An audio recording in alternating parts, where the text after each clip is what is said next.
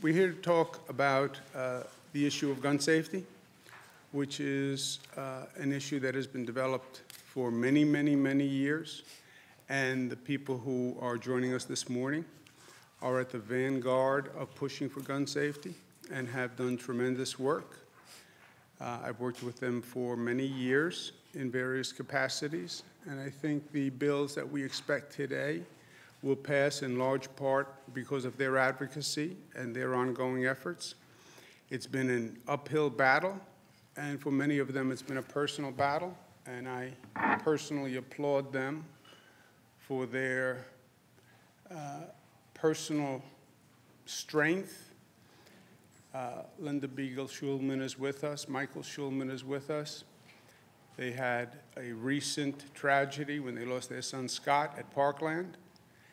And to take that pain and to turn it into a positive is really one of the greatest tests of character, I think. And what the Schulmans have done has been amazing. The moms who demand action have been so effective. I have seen them everywhere across the state. They've organized all across the state. And they've just communicated the facts to people. And that has worked extraordinarily well. We'll also hear from Rebecca Fisher for New Yorkers Against Gun Violence, that has been working on this issue for many, many years through the various stages. And the basic effort has always been to try to separate the politics from the common sense solution for this issue. Because the common sense solution was always obvious, and the common sense solution was always accepted by the majority of Americans, whether they were gun owners or non-gun owners. You know, the modern debate on gun safety really started about 1994. We had gone through gun safety debates in the past. Machine guns were at one time legal in the early 1900s, and we decided common sense that machine guns were too dangerous. 1994, the debate is federal, and they passed the Brady Law banning assault weapons. And that really politicizes the issue into what we see in modern day discourse, I believe. 2000, we were chatting inside. I have a memento on my desk from Smith & Wesson that I keep on my desk since the year 2000, almost 20 years. In 2000, I'm in the Clinton administration, and we sign what's called the Safe Gun Agreement with Smith & Wesson. Smith & Wesson was the largest handgun manufacturer in the United States of America. And the Clinton administration had gotten involved in numerous lawsuits that were brought against gun manufacturers by states, by attorneys general, et cetera, for negligence, basic negligence in the distribution of their product. The gun manufacturers were very nervous that one of these lawsuits could actually connect. We put together a safe code of conduct that would settle all the lawsuits. That was dramatically and revolutionary. No more than 10 bullets in a gun. Developing fingerprint ID technology where the trigger would only work for the authorized user, where the manufacturers agreed to close the gun show loopholes and do background checks at all gun shows. This was signed by Smith & Wesson at a Rose Garden ceremony with President Clinton. And it was the largest handgun manufacturer saying, we can do this. We signed the agreement. This was the memento of the day. I had worked to spearhead it for the Clinton administration. Smith & Wesson signs. I believe we're poised for the other manufacturers to now follow, because Smith & Wesson was the largest manufacturer, and we started with the largest, because if you can get Smith & Wesson, well, then the other ones will come along, was the thinking. What happens is the exact opposite. It was just about the time of the Al Gore-Bush election. It became highly politicized. The NRA attacked the Smith & Wesson president for cooperating with the Clinton administration. The Smith & Wesson president said, I was doing it in my own best interest. I was settling the lawsuits, and I was afraid of the lawsuits. The political environment gets so hot, they fire the president of Smith & Wesson. And they boycott Smith & Wesson. And then Bush says in the campaign, if I become president, I will immunize gun manufacturers from liability. The only industry in the United States of America that is immunized from a civil lawsuit are the gun manufacturers. And that polarized the issue in that campaign. The other manufacturers who we had been talking to about signing the agreement all back up and said, well, let's wait and see what happens in the election. Bush wins the election. He passes the immunity for gun manufacturers. The Smith & Wesson president is fired, and we're right back to where we started. And I have kept this on my desk ever since. We passed the SAFE Act right after Sandy Hook, the Sandy Hook massacre in Connecticut. It was the most comprehensive, most aggressive, safe gun agreement in the United States of America. We took tremendous political heat. And people argued, well, Sandy Hook is a once-in-a-lifetime. That will never happen again. There'll never be another school shooting. Governor Cuomo overreacted, and this was just a one-time situation. He should have never done this. And it was all political. Obviously, we were right. Sometimes history irrefutably bears out your actions. Sandy Hook, Connecticut was not the last. In many ways, it was the first. It was the first of this scourge of violence and depravity and mass shootings and school shootings, which was a phenomenon we had never seen.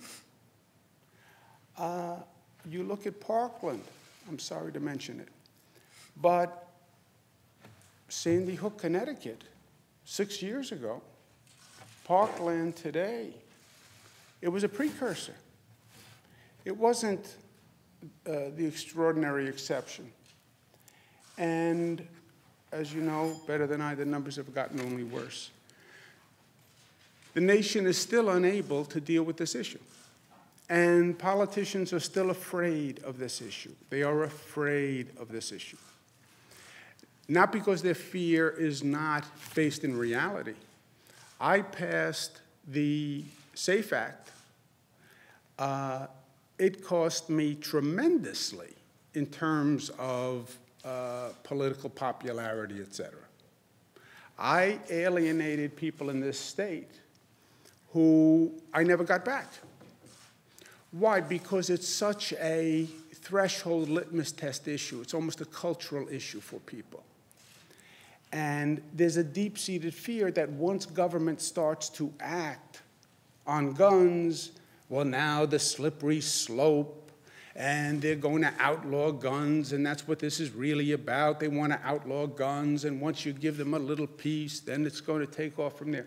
All garbage, all sensationalism, all meant to frighten people. I now talk about the SAFE Act to prove the exact opposite. We did it 6 years ago. Hunters, sports people still have their guns. Nobody's gun was taken away. It's done nothing but good.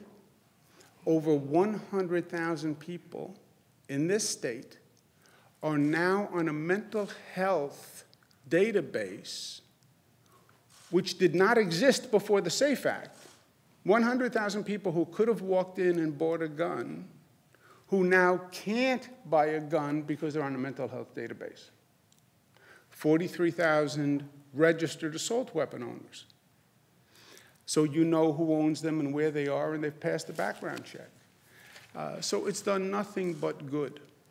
Anecdotally, the number of incidents in this state, comparable to what's going on nationwide. We haven't been free from violence, but we have been spared from truly mass violence incidents. Thank God. There's no causal relationship necessarily, but I think we sent the right signal, and I hope that helped. And today is the next evolution in this ongoing crusade, and it will be ongoing. I raised the point about Smith & Wesson. That's 20 years just for me. And I don't want you to think that the job is over today, because it is unfolding. But it is going in the right direction. I think more and more Americans are seeing the problem and understanding that this has to be depoliticized to come up with a common sense reform. And there has to be a way to allow people who can have guns and should have guns to enjoy their gun, but not have this senseless violence where people who are mentally ill, people who are past felons have guns, or you can literally transfer a gun one from the other without any background check, et cetera. And that's the fight that you wage. And we take a big step forward today. Ban bump stocks because they make no sense. There is no legitimate sports person who will say, oh, yes, I use a bump stock. Bump stocks, you can't even aim the gun with a bump stock. The only purpose is rapid fire without any specific aiming. It makes no sense. So banning bump stocks, increasing the waiting period for people who did not pass the background check. The way we do the background check in this nation is almost in reverse. You can have a right to buy a gun unless the background check says you don't. And right now, if you're not cleared within 3 days, you have a right to buy the gun. But you're not cleared. Yes, but the system didn't clear me in 3 days, and if you can't reject me in 3 days, then I'm deemed approved. Why? Some states, by the way, say you can't buy a gun unless you are affirmatively approved. Right now, it's if you're not rejected in 3 days, you can buy a gun. We want to extend that. Many states have 30 days to reject. And that makes sense to us. And the third is what we call the red flag law, which is just common sense again. You see so many of these teachers who are interviewed after tragic incidents say, we knew there was a problem, we knew something was wrong, but what could we do? Family members who say, I knew there was something wrong, but what could we do? Well, there should be something to do. If you believe a person is mentally ill and needs help and has access to guns and could be violent to himself, herself, or to others, do something. Do something. Don't wait for the inevitable tragedy. You see a car going off a cliff. Don't stand there and watch. So, red flag law, extreme protection, give a teacher, give a family member a right to go to a judge, give the person due process, but if they are in a position where they could hurt themselves or others, remove them from guns in the meantime. It is common sense. Now, you'll see the political extremes rise up, same argument for the past 25 years. Oh, it's another restriction, it's another slippery slope. They won't be happy until they take my gun. No one wants to take guns from legal owners who are mentally healthy. We don't want people who are mentally ill or past felons to have guns. That's all this is. And any reasonable American who looks at what's going on in this country, I believe, agrees with that, if we can just depoliticize it. And that's what the people in this room have done so well. With that, let me turn it over to Rebecca Fisher. It's my pleasure to be with her again. I've worked with New Yorkers Against Gun Violence for a long, long time, 20 years since you started. 25. 25? That's right. Oh, am I old? Rebecca Fisher, thank you for your leadership. Thank you, Governor Cuomo. Hi, my name is Rebecca Fisher. I'm the Executive Director of New Yorkers Against Gun Violence. And as the governor said, we've been around for 25 years fighting for sensible gun laws at the local, state, and federal levels. This is such an important day for New York, and really for the entire nation, because today New York is once again setting an example for the rest of the country to follow. Thanks to the leadership of Governor Cuomo and our legislature, we are making New York's gun laws even stronger and even safer. These common sense measures will prevent more senseless tragedies and keep our children and our communities safe. At a time when people across the country are demanding change, Governor Cuomo is listening and he is taking action. He doesn't just talk about it, he's getting it done, and he's getting it done early. So on behalf of New Yorkers Against Gun Violence, I want to thank the governor and the legislature for spearheading this life-saving legislation. Under their leadership, New York has led the way with the strongest gun safety legislation in the country, and today we will all make our laws even stronger. Thank you all to the advocates that have worked together, to the survivors that have fought hard, for all of the lawmakers. And today, I am prouder than ever to live in a state that is at the forefront of the fight to end gun violence. Thank you. Well said, as usual, Rebecca.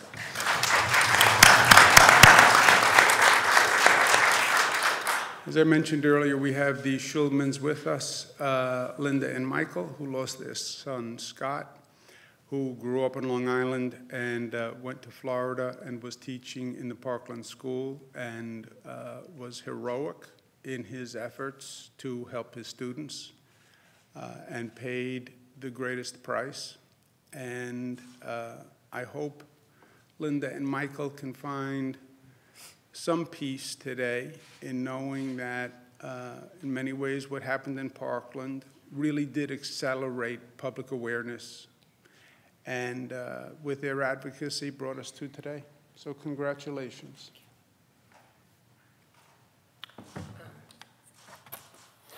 My husband, Michael, my son, Scott, and I are honored and excited to be here today. I have been working towards passing this, having the red flag law passed since February 15th. It has become my mission. Governor Cuomo told me the very first time that I met him, he said, "We will get this done." And here we are today, just a few steps away from having the red flag law passed. And I thank Governor Cuomo and the legislature for putting gun safety on the top of their agenda to get it done.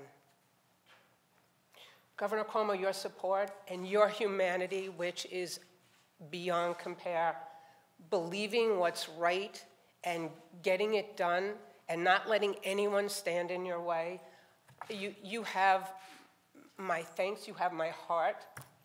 I know that no matter how senseless and no matter how incomprehensible the Parkland massacre was, Scott's murder was, when we passed the red flag law, thanks to you and the legislature, but so thanks to you, Scott's murder will now save lives. I cannot thank you enough.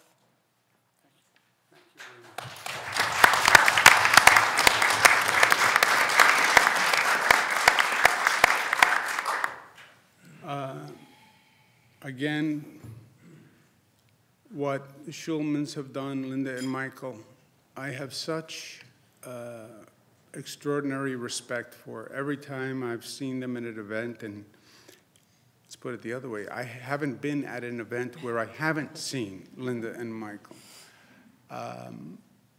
Their strength and their power and the intelligence of their story and their message is so powerful. I think it's made a fantastic difference in this discussion.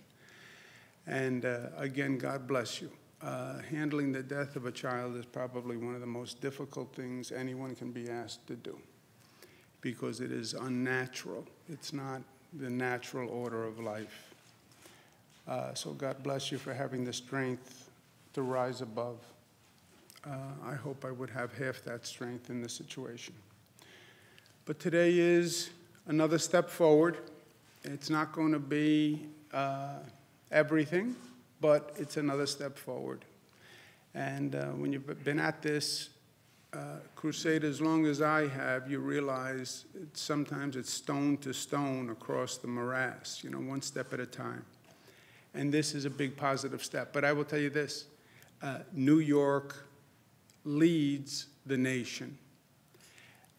You put the SAFE Act together with this red flag bill. What New York says is you can do this. You can do this. There is a path forward. There is a solution. And we have 6 years of history to show that the planet does not stop spinning. People don't lose guns. It doesn't bankrupt an industry. None of those myths that they scare you with come true. They're just common sense reforms. And New York, to the extent New York can make that case to the country, that gives me satisfaction, because we have to get the politics out of the conversation and talk to Americans about basic facts. And that's what we're doing here in New York.